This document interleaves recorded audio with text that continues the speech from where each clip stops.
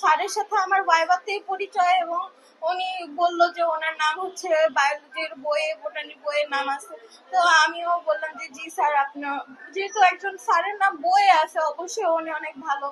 তো আমি হচ্ছে উনি আমারে বললো যে হচ্ছে ঠিক আছে, পরীক্ষার পরে তোমার সাথে আবার দেখা হবে।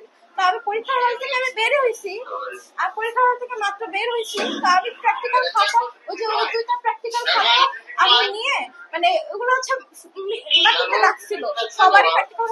তো আমি মাটি থেকে নিচ্ছি, আমার টাইমে উনি বের হয়েছে, উনি সবাইকে বলতেছিল যে আসলে প্র্যাকটিক্যাল।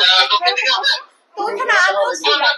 তো উনি আমাকে বললো ঠিক আছে তুমি এদিকে আসো, এদিকে আসো, তোমার সাথে কথা বলি। পরে বললো যে তুমি দেখতে অনেক ভালো, তোমাকে দেখে অনেক লক্ষ্মী মনে হয়, তোমার কি আম্বু স্যার মেডিকেল ইচ্ছা?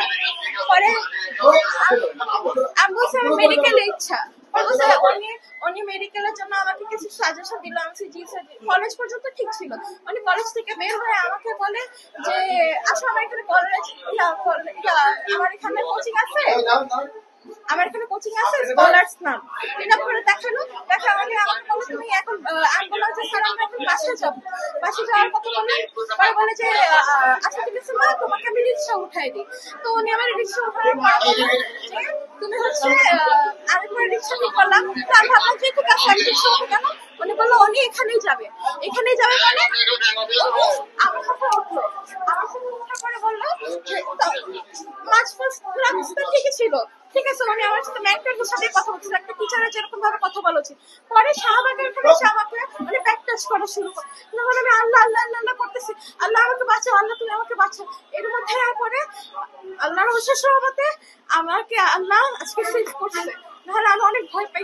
আপনি সিটি কলেজে আপনার হল ছিল, আপনি পরীক্ষা দিতে আসছেন, আর সেখানে উনি হলে গার্ড ছিল। হ্যাঁ হ্যাঁ। তারপর উনি আপনার সাথে রিকশায় করে আসে এবং আপনাকে ব্যাক টাচ করে। হ্যাঁ হ্যাঁ।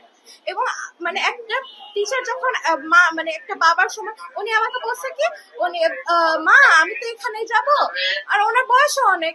তো আমি বলছি যে ঠিক আছে আপনি যদি এখান থেকে এখানে যাবেন, এখন ওনার কাছে আমার রোল নাম্বার, বোর্ডের রোল নাম্বার সবকিছু, আমি অবশ্যই যাবো না।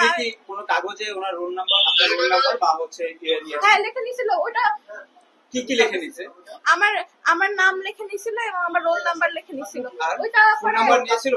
হ্যাঁ ফোন নাম্বারও নিয়েছিল, যে তুমি হচ্ছে উনি হচ্ছে কি কোচিং এর কি আছে।